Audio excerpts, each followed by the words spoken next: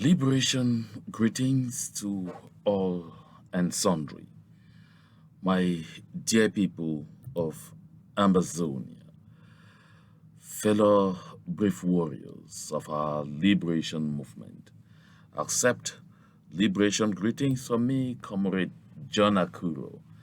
Today is September the 28th, and today is Wednesday, 2022. My people, I come here today with a lot of mixed feelings. I'm worried, and for a great reason. Worried because, as a people, we are yet to develop that consciousness that every single opportunity that darts our way, as La République du Cameroon keeps on giving, we have to take advantage of. My people of Amazonia, for 6 years, we have kept having openings. We continue to have those openings. But what do we do with those openings? That is the $1,000,000 question that each and every one of us as Amazonians must have to begin to answer. Because if we do not, as a people, both individually and collectively, begin to ask this particular question seriously and provide an answer to it, then we are determined to force La République du Cameroon to stay in our territory against the wind of change that is blowing on ground zero. Over 90% of our people, why do I say 90%? I should say over 95% of our people are determined to fight until they get freedom. They are determined to fight like hell until we get La République du Cameroon out of our territory. But there is a handful of people, a bunch, who have made clear, who are determined to make sure that they hold us down, that we don't get to where we have to get to. My people, in today's broadcast, we shall be looking at some of those key things that we must consider if we really have to walk this journey of freedom all the way to the end.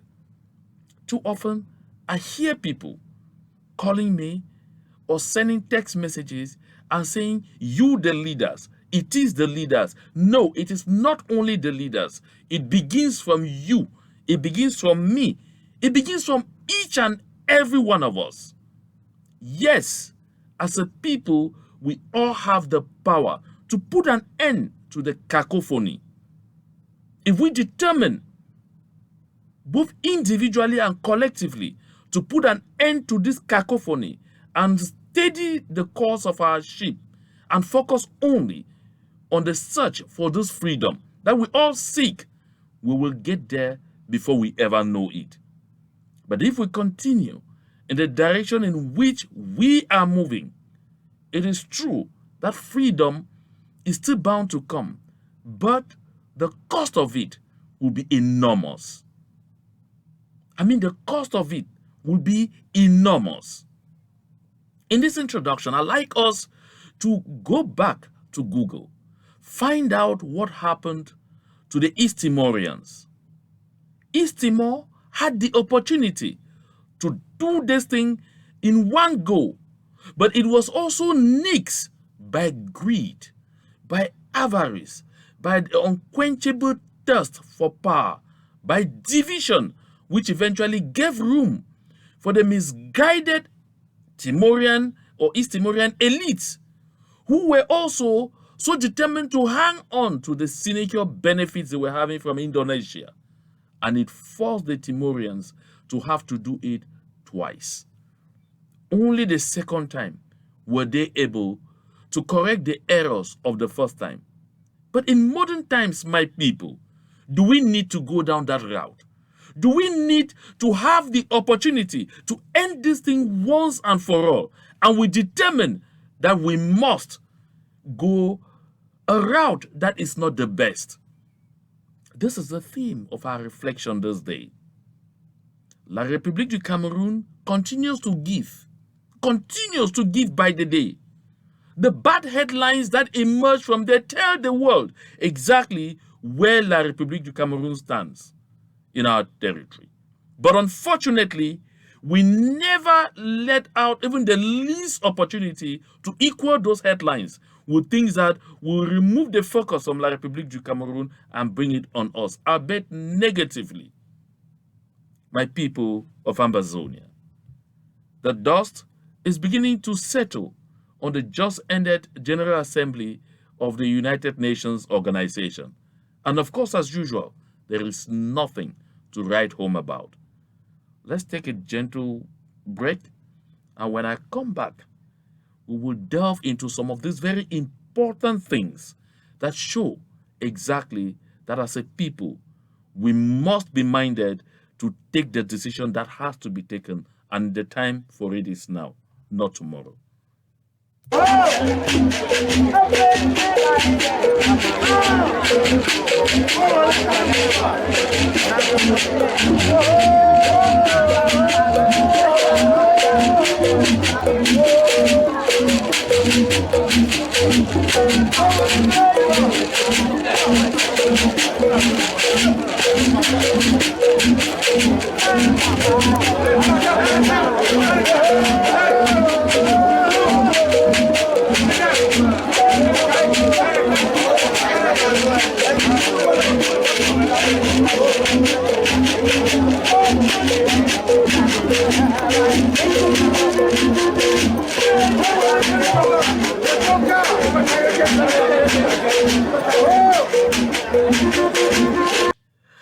I guess you are definitely surprised that I'm not all smiles today like I often am.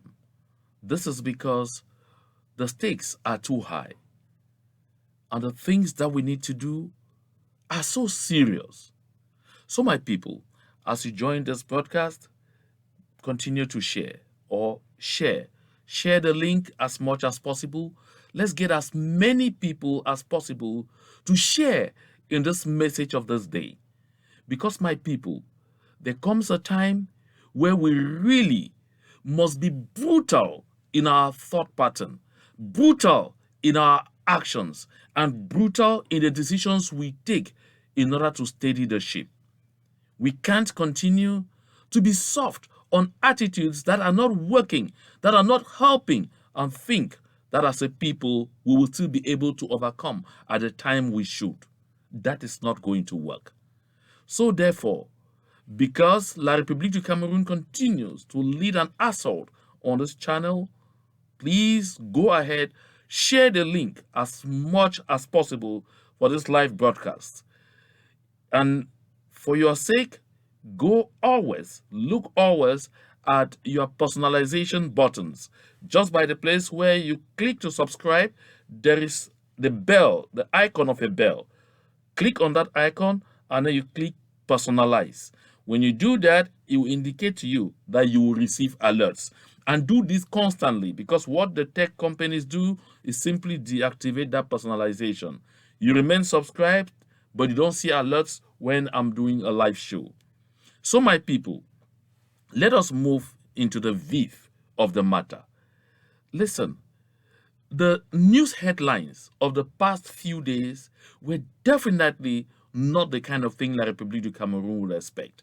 And there couldn't be a better timing than this to tell all those who were meeting in New York that La République du Cameroon is decidedly enforcing a genocide in the southern Cameroon's territory.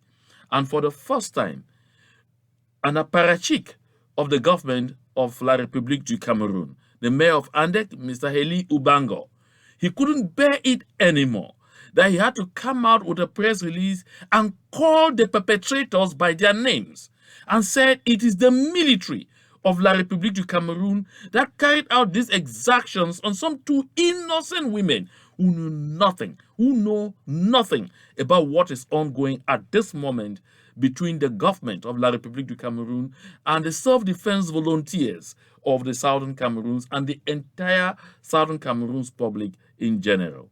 My people, This mayor could not bear it anymore. Reason he had to send out that strong press release, which eventually forced the government of Cameroon, the Ministry of Defense, to come out and admit guilt for that act. For one more time, too many. But now, when Heli Obango does this, you see, he immediately even gets kudos from the press. You look at this headline down there, it says, "Can Wandum borrow leave from Obango for legitimacy's sake?" And why is this newspaper The Horizon? Why is it going after Wandum? Wandum, of course, is mayor of Bali Nyunga. That is the imposed, the colonial mayor of Bali Nyunga. And by the time Heli Obango is coming out with a press release to denounce the exactions of Mr. Paul Biya's talks on our people, a good number of civilians were also gassed out in Bali Nyunga, among them women, young girls, and children. But Wandum sealed his lips, could not say anything. That is why, when you look at the press release from the Ministry of the Defense, they don't say a thing about the exactions that happened in Bali. And now, therefore, this paper thinks that it is disingenuous of Wandum, who is a son of Bali Nyunga, to stay quiet when such evil is visited on his people.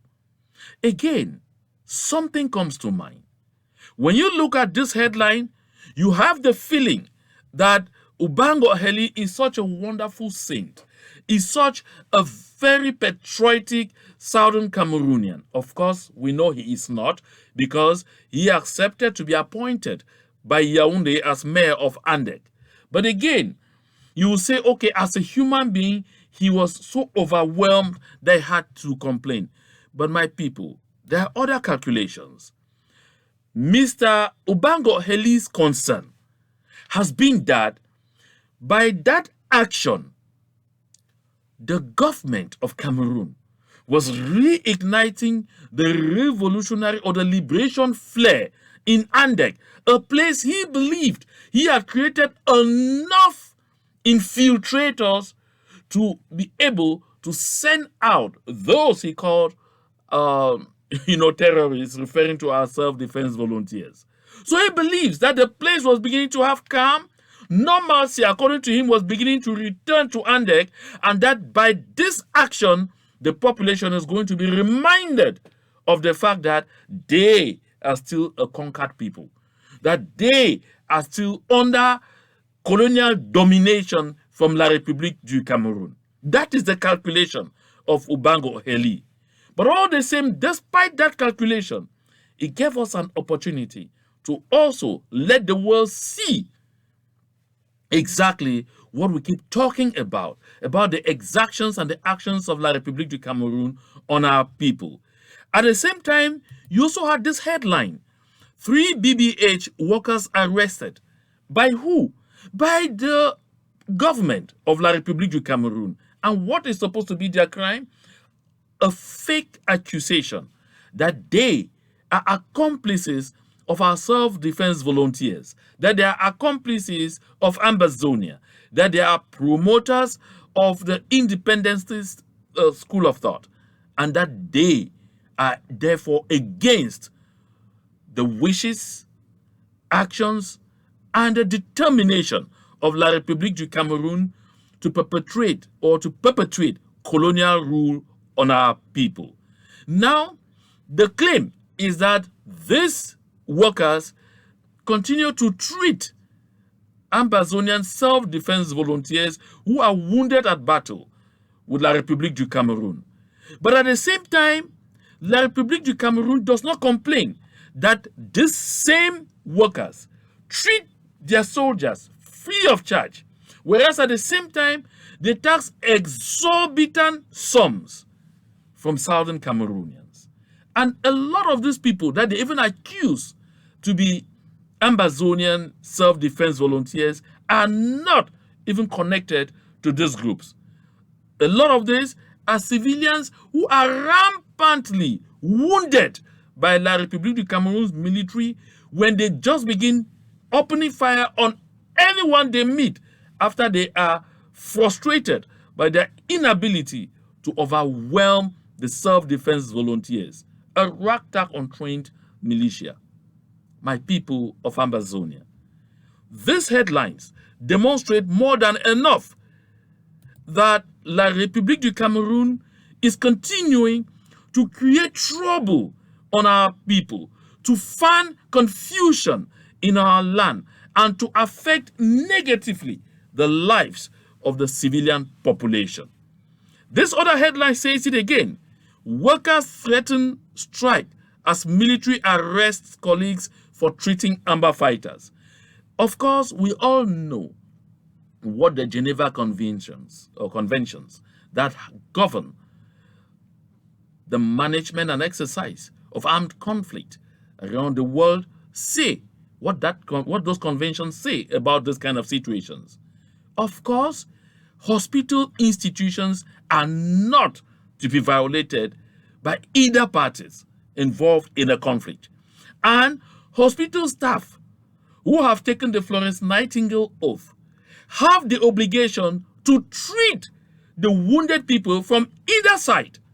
Therefore, the action of La République du Cameroon is in total violation of these instruments to which this country is a signatory.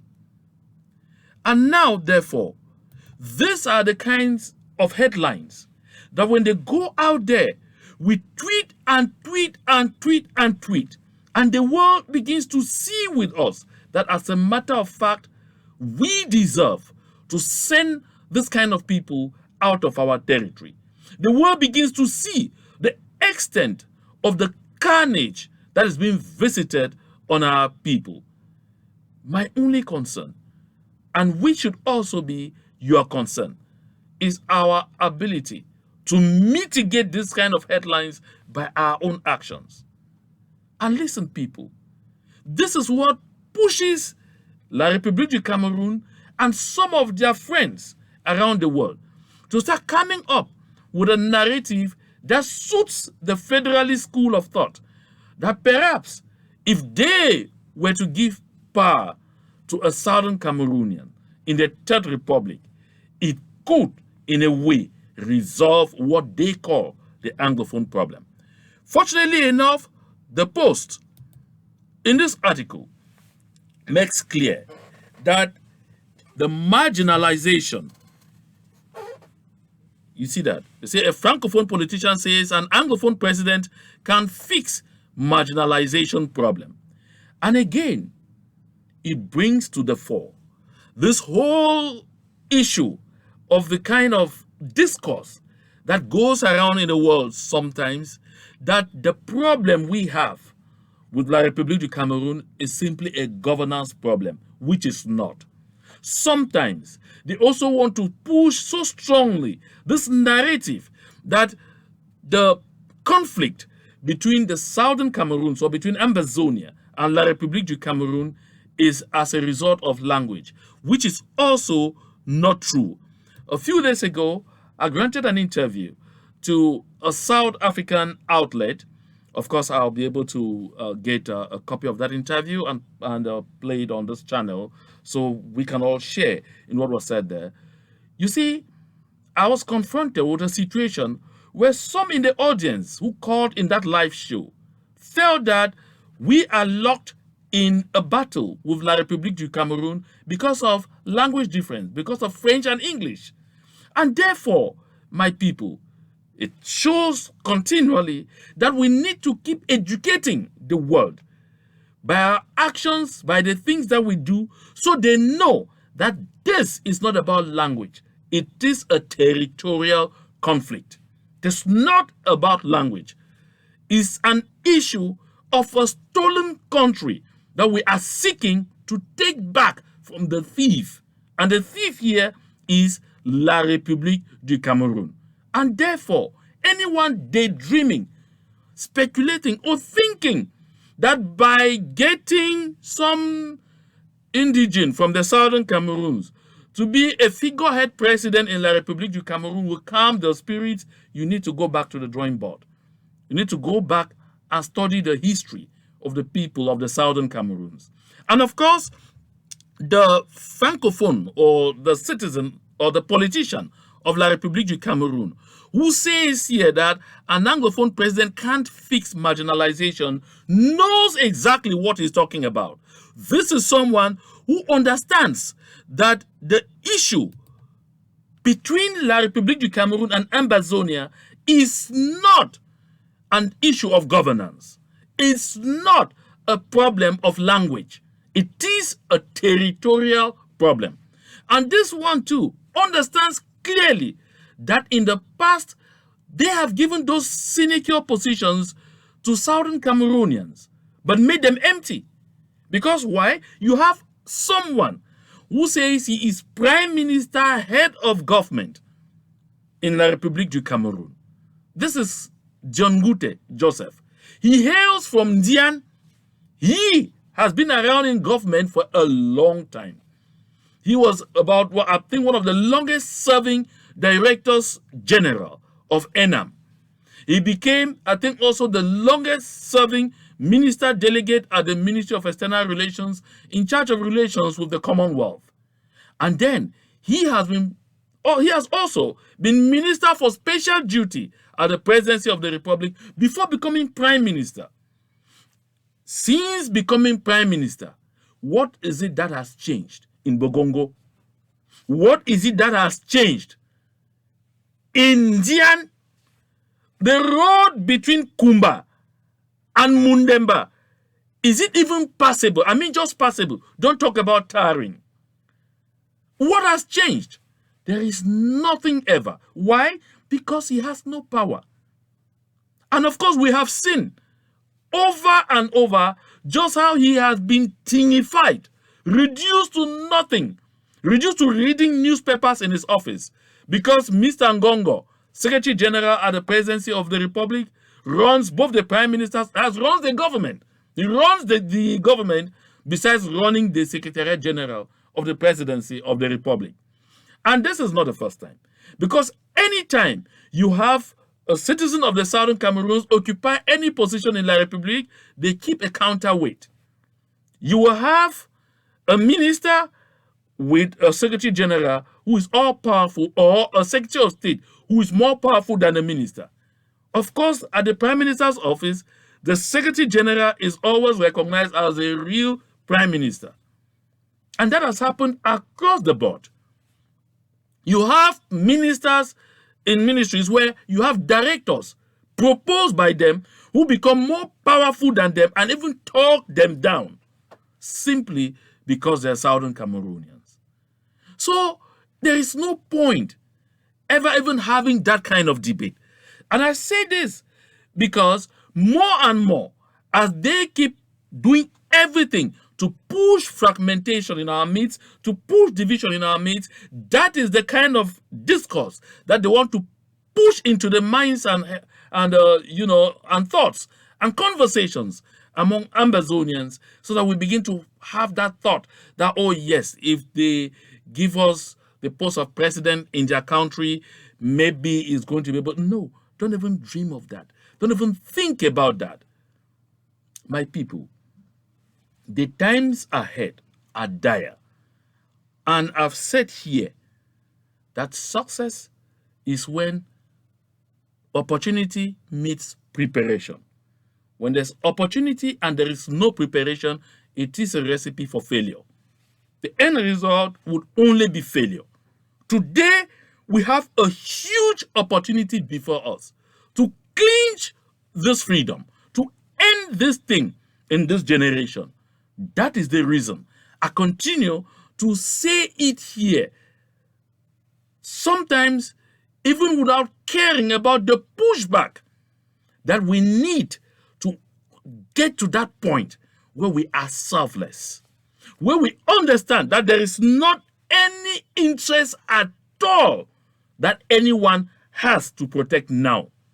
Let us take back the country first. Once we have it, people can start developing and protecting interests. At this point, there is no interest. Because look at this. Why does this francophone or this citizen of La République du Cameroun, this politician, say even if you do that, it won't happen? Because I just talked of the state of the roads. Take a look at this. These are southern Cameroon's roads, Amazonian roads. Look at this. You go to these localities, they will tell you that we have a son who is a prime minister, we have a son who is director at the Ministry of Public Works, we have a son. But look at the roads. Just look at this. This is in 2022. In 2022. And my people, there is something that is happening in Amazonia. Something is happening around the world. Something is happening to our movement, but we refuse to give it the importance it deserves. The fact that Mr. Paul Biya and La République du Cameroun continually ignore maintenance work on the road between Babaju and Bamenda. That is the road linking La République du Cameroun to Amazonia. Should be telling enough to us that they themselves are conscious of the fact that this thing should not work. Just take a look. This is it. That is the road between Babaju and Bamenda. The road that will link La République du Cameroun to Amazonia. La République du Cameroun, way back in the 1960s, started work on this road. It has never been completed until now. I will come back to it. But this should be an eye-opener to all of us, my people, that as it stands, La République du Cameroun itself understands that we are unevenly yoked. What advantage do we take of this? And then when they tell you prime minister or president, if successive prime ministers from our land, from this area, we've had Simon Achidi Achu of blessed memory. We had Philemon Yang, who stayed there for a very long time. He could not address this road, the same road he himself passes on. That tells you that even if they gave you president and gave you all the ministerial positions in the Republic of Cameroon, you're not going to achieve anything. Because what is in place is a system clearly oiled and carefully arranged to achieve this kind of objective. Yet, we sleep on our laurels. We lie on our laurels. We are waiting that someday the United Nations will get up and call us and say, oh, Amazonians, because you are Amazonians, just come. We have decided to declare your freedom today. My people, there is nothing that comes to a people who don't work for it. It is our hard work, our determination, our focus, my people, that will give us the freedom we seek. Just look at this comment from Mr. Tibor Nagy, an American diplomat. He says, so ends another United Nations high-level week with absolutely nothing accomplished. Lots of meetings, speeches, tweets, and incredible amounts of money spent on hotels, restaurants, and receptions. But wars go on. Refugees flow. People suffer. And our world is in big trouble. So therefore, the nonchalance of the United Nations is not just about our situation. That is what it is conceived to be.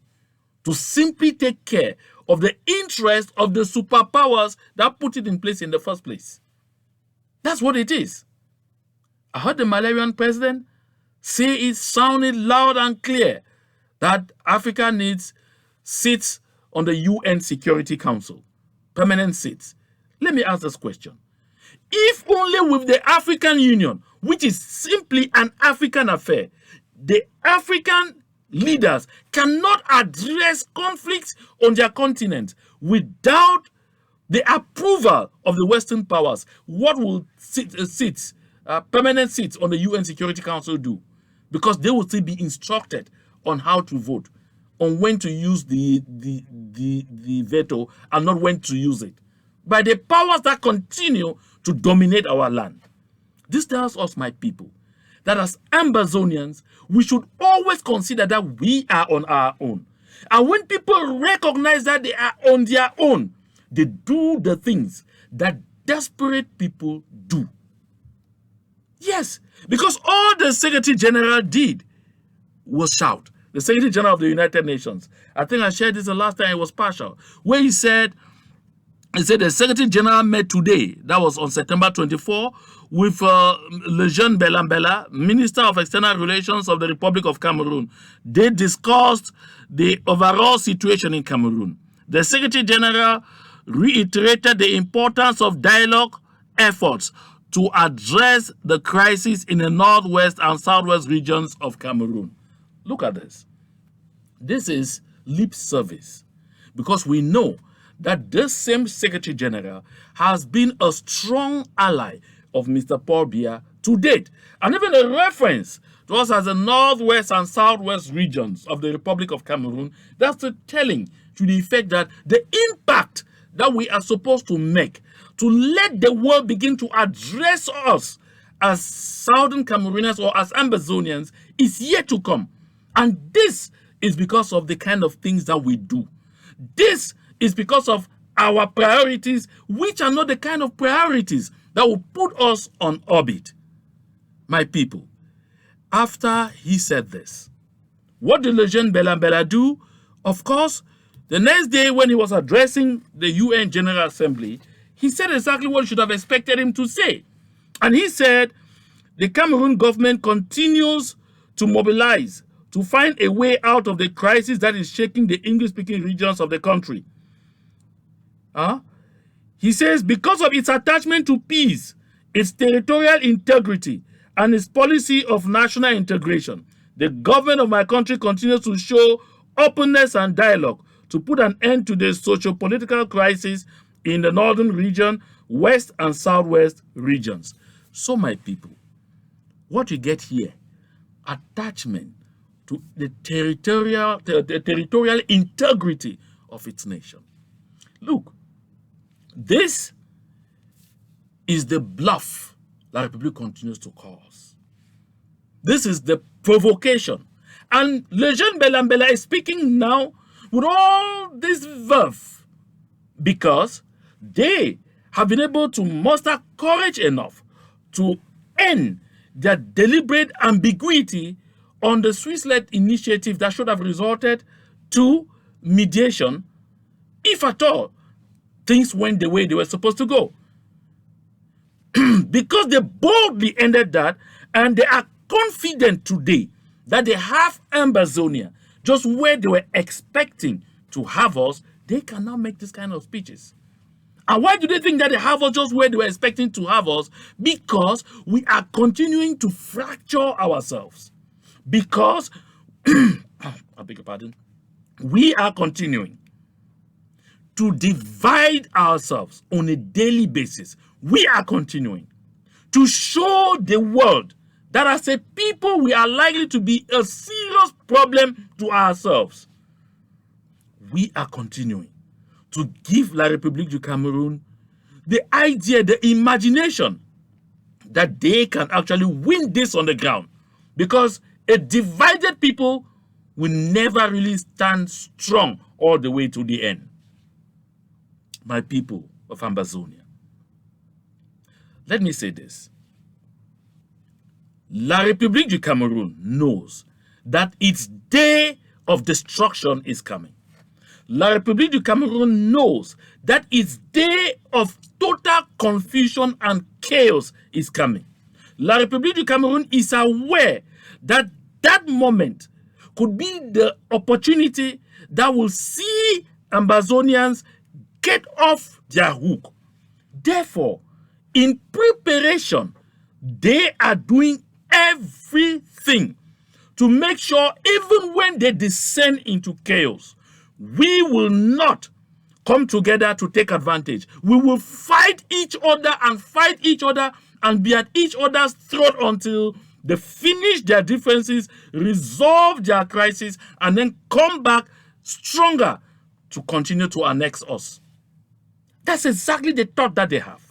And they are doing everything every day to deepen the divide among us.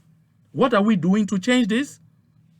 I said a while ago that when opportunity meets preparation, the end result is success. France knows that they have a lot to protect in Cameroon and, of course, in Ambazonia. They know that Cameroon will soon descend into serious chaos. France must protect their interests. So, therefore, France is not waiting for the last minute. France is taking serious moves and preparing. That is why Mr. Macron has appointed a military general as ambassador to Cameroon in Yaounde to get ready so that he's there and begins coordinating their forces all over the continent to stand ready and come in and protect French interests and help France make sure they install who they want to be the president of Cameroon, who will protect not only their interests, but who will also help perpetuate French influence through La République du Cameroun on Ambazonia. On our side, how are we preparing? We are fighting each other. We are creating new governments. We are creating new groups. All kinds of things. That's why Professor Carlson Anyangwe says this of the diaspora. He says the fragmentation in the Ambazonia diaspora is not ideology-driven or even strategy-driven, which could theoretically be said to be justified. Rather, it is the handiwork of a marginal but disruptive few with a bandit mindset, morbid egotism, and a group identity mind frame. Now, he summarizes everything that I've said on this channel day in, day out. Even as I'm talking here, there is somebody on his keyboard typing very seriously right now to insult me, insult my being, insult the woman whoever brought me to this world, insult the God who ever allowed me to be conceived, because I am saying group identity is wrong in this movement. Listen, my people, we can't hate ourselves this much. The only way we win is by understanding that at this point in time, what we need to do is bond together. Now, I read comments always. And someone asked, Mr. Akuro, you keep talking about this synergy, this unity, and all or not. You don't tell us which group you are going to or what other group we should go to or whether you want everybody to come and join but you. This is exactly the illness in our movement. My people, talking about synergy here is simply about ensuring that all the thinking heads, all these groups, we come together, create or reignite a platform that serves as our clearinghouse to resolve our differences, serves as our staging board to take common decisions, serves as our staging board to promote unity and synergy on ground zero where it is most needed in preparation for this time that is to come. Let me put it again differently. Perhaps it will be better understood. If you go back to the Skakuf days, all the groups, movements, and organizations were at least under one umbrella. We had some interesting experiment through the conclave system. Finally, at the third conclave in Canaan land, we put in place a governing council that could give room for us to have one leader, but whose leader will operate in collaboration with the leaders or representatives of all the groups, movements, and organizations. I beg your pardon. That is why you notice that when Ayuk Tabe emerged as the chairman of the governing council, it was not because the group from which he emerged was one of the frontline groups. It's because they actually felt that anyone could become the chairman of the governing council because there was a leadership council, which eventually was misconstrued into something called how did they call it in this IG system? I think they called it the Restoration Council. That was called the Leadership Council. That leadership council was made up of the leaders of all the groups, movements, and organizations that were initially under SCACUF and that were moved under the governing council. So you could have the leaders and maybe two of their members who served as the leadership council. And therefore, the chairman of the governing council will not take major decisions without consulting with the leadership council. So it was complementary. So the leadership council was a regulatory body, making sure that whoever will be the chairman of the governing council cannot have solo powers that allows that one to either betray the movement or take the movement astray. That is why some of us fought seriously to nip the idea of creating a government, of transforming into a government in Zaria, for the simple reason that it was going to end up the way it ended, with the creation of strong men here and there. That is where we are today. So therefore, when I talk about unity, synergy, I'm saying a people move, and at some point, you recognize that we have made mistakes. You come and sit back down and you make amends to some of these situations to create an environment that enables you to overcome serious challenges before you. Our diaspora today is totally fractioned because of group obedience. This group will say, I have the best texts, I have the best organic structure, I have the best all this and that. All of you come and join me. That is their form of collaboration. For some people, collaboration means simply go into your LGA, sync into your LGA, and you are under me, and that is collaboration, and there's unity, and we are fine. No, my people. When we came up with the Washington Collaborative Conference, that initiative sent shock waves down the spines of La République du Cameroun, because all our groups, movements, and organizations came together, and we agreed we were setting up a clearinghouse, but it did not last the Christmas festival. From there, we were able to try again, and we came up with the SCLC, with the Southern Cameroon's Liberation Council, which was an opportunity where all the groups, movements, and organizations will come together within a council, maintain their group identities all the same, but the council will serve as a clearinghouse. I beg your pardon, where we take common decisions, where we are able to examine conflicting situations and resolve them without them coming out to the public and tarnishing the image of our movement. Like what happened just a few days ago. That we have the Buffaloes of Balinyunga shooting a video to brandish fighters of the ADF as kidnappers. Of course, why in this case you say that the ADF is an underdog? The ADF itself has also had to capture fighters of other groups and brandish them as kidnappers.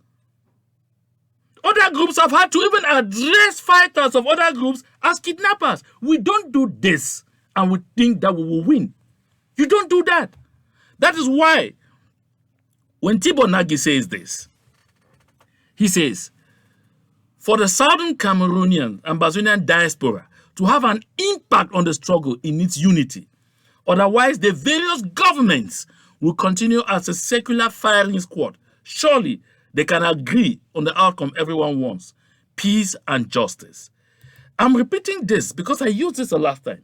I'm bringing this back here, like to point out that you have friends that Ambazonia has created around the world. Not just because we're so brave to get these friends, but because some of these people know the realities of Ambazonia, know the realities of the Southern Cameroons, know what we are going through.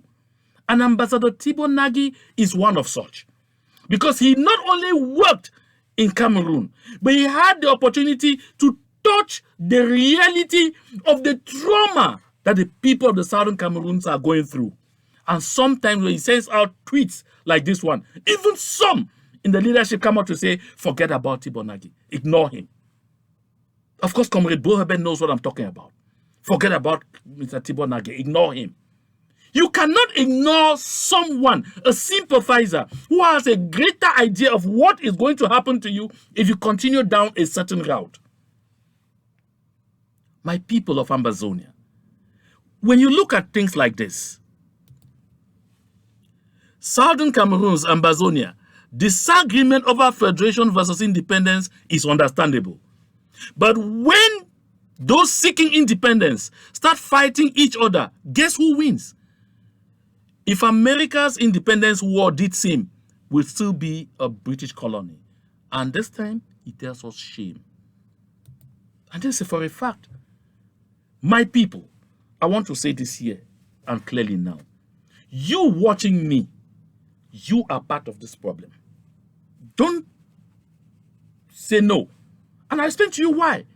Because the issue here, as Professor Carlson Anyangwe puts very aptly and very vividly, is this bandit mindset, this morbid egotism, and the group identity mind frame. Why? Because if, as a people, we decide to stop contributing to individual groups and say, unless you all have a common treasure, we will not contribute any money to any group in the diaspora, this nonsense will end. It will. What baffles me is that some, a good lot of them in our midst, some are adults, some are even grandparents already, a lot of them PhD holders who can see that we are heading directly towards a rock. They can't see because they keep fighting, oh, my government here. When I talk about several IGs, you tell me, oh, why I talk about several IGs, why are you trying to bring division among us?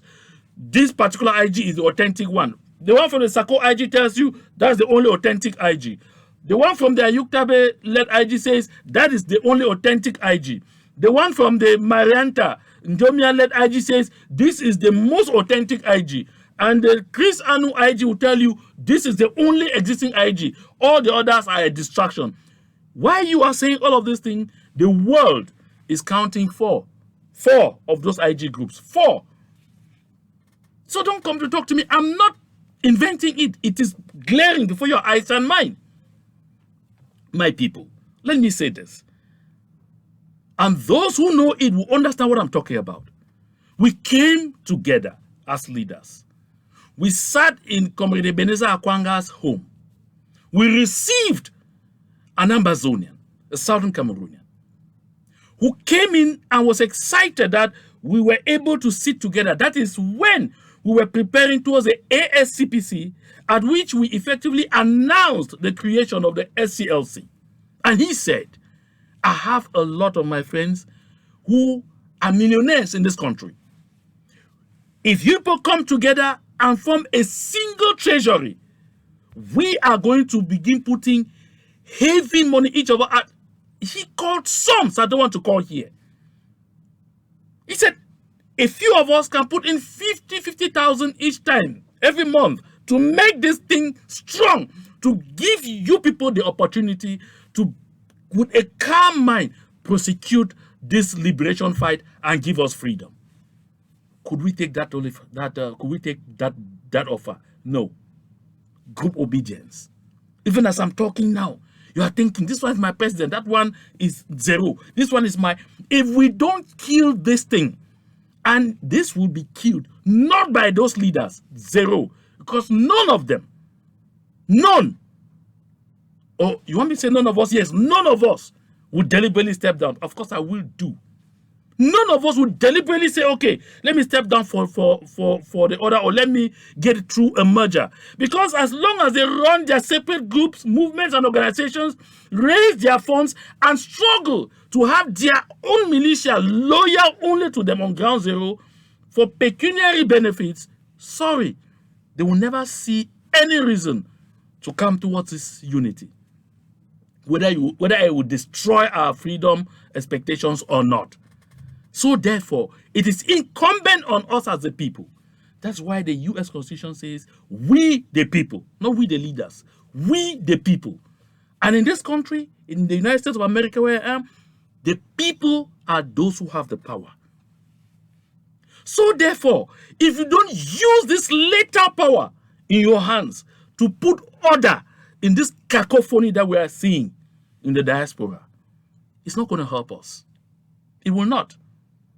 Look at when the voices in the bushes on the ground decide that it is time to unite, you hear a serious fight in the diaspora. Or they can't just be on their own without political leadership. What is political leadership bringing? Division.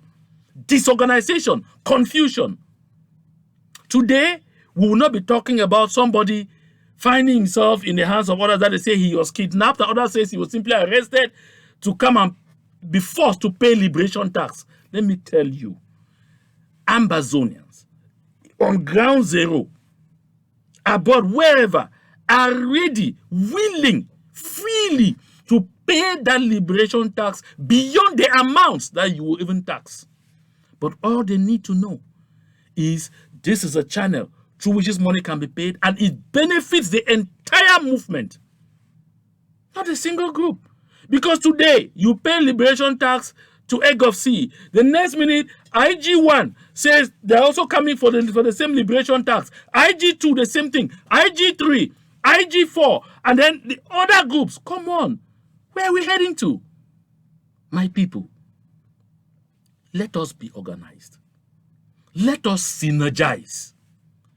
Let us as a people discipline this diaspora leadership by taking the decision that matters. We decide, I will stop contributing to groups. From today, send your money straight to the ground until the diasporan groups put their acts together, come up with a unique treasury. Here you know that the general interest is beginning to take it over personal interest. Otherwise, it's a waste of time. And we have to avoid this, because the opportunity that lies before us is just the kind of opportunity none of us should ever dream. No one should afford to think. Just think that for any reason whatsoever, we go ahead to miss it. My people, please, we can do this. I assure you, we can do this. We can bring back order and discipline. We can bring back synergy and understanding. We can kill this egoism, and we will succeed. From the moment we started thinking that in a liberation movement where everyone needs to contribute, we started appointing people. That was where we started this confusion. We started coming up with that idea that in a liberation movement, people should be paid a salary. That is where we started all this confusion.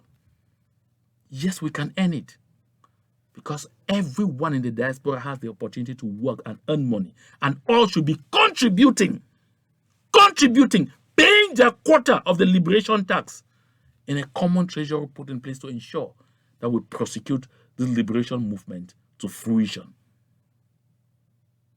I have spoken. Throw the stones. That will not stop me. It will not deter me, because truth remains truth, even if the teller of that truth is reduced to a minority of one. To God be the glory.